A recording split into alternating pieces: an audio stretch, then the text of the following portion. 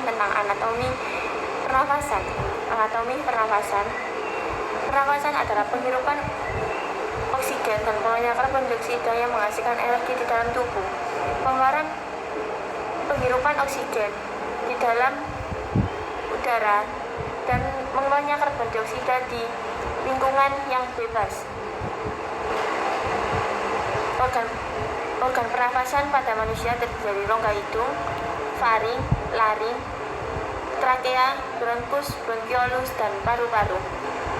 Rongga hidung adalah organ yang pertama pada sistem pernafasan dalam tubuh. Di dalam rongga hidung terdapat bulu hidung dan selaput lendir. Pada rongga hidung, udara yang masuk mengalami 3 proses, yaitu penyaringan udara, penghangatan udara, dan pengaturan kelembaban udara. Dan rongga hidung juga memiliki ujung-ujung saraf pembau. Laring atau pangkal tenggorokan. Organ pernafasan manusia yang kedua adalah laring. Laring berfungsi untuk menempelkan selaput atau pita suara. Trakea atau batang tenggorokan. Trakea terletak di depan kerongkongan dan terdiri dari tulang-tulang rawan berbentuk cincin saat sedang berbicara. Katup yang ada di trakea akan menutup sehingga saluran makanan tertutup dan saluran pernapasan terbuka. Dan ketika sedang menelan, kutub akan terbuka, kemudian saluran makanan terbuka dan saluran pernapasan tertutup. Bronkus atau cabang batang tenggorokan. Bronkus merupakan organ pernafasan manusia yang terbentuk cabang tenggorokan yang menyambung antara trakea dan paru-paru. Bronkiolus atau anak cabang tenggorokan. Bronkiolus adalah percabangan bronkus yang ada di dalam paru-paru. Bronkiolus paru-paru sebelah kanan terdapat 3 lobus dan paru-paru di sebelah kiri terdiri dari 2 lobus. Paru-paru. Organ pernapasan manusia yang terakhir adalah paru-paru.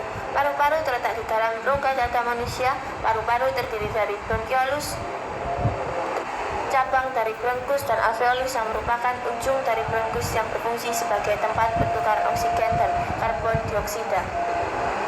Proses pernafasan. Proses pernafasan manusia terdiri dari inspirasi, proses menghirup udara, dan ekspirasi, proses penghembusan udara.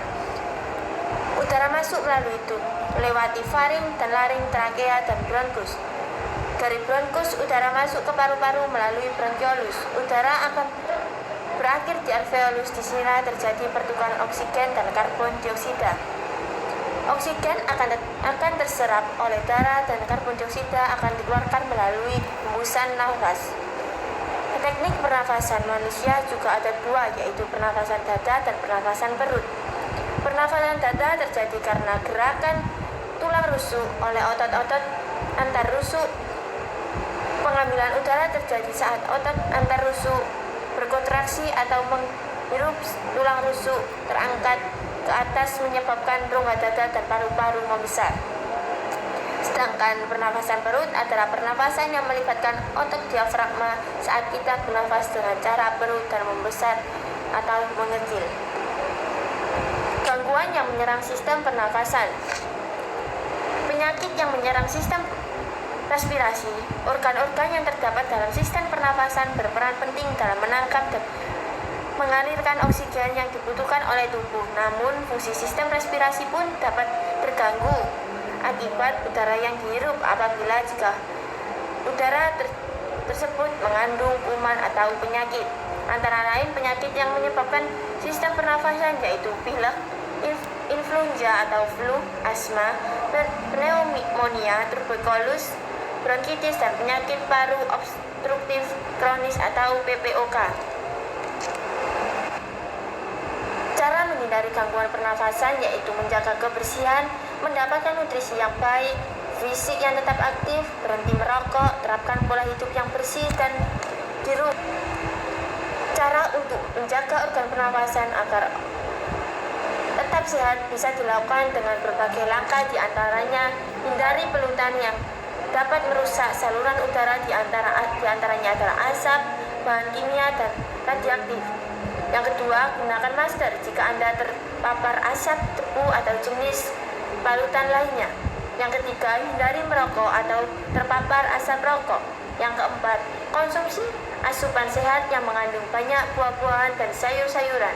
Yang kelima, minum air putih yang cukup agar tubuh tetap terhidrasi. Yang keenam, berolahraga secara teratur. Yang ketujuh, cegah infeksi dengan mencuci tangan sesering mungkin. Lakukan vaksin secara berkala. Terima kasih. Semoga apa yang saya jelaskan bisa bermanfaat. Saya akhiri. Wassalamualaikum warahmatullahi wabarakatuh.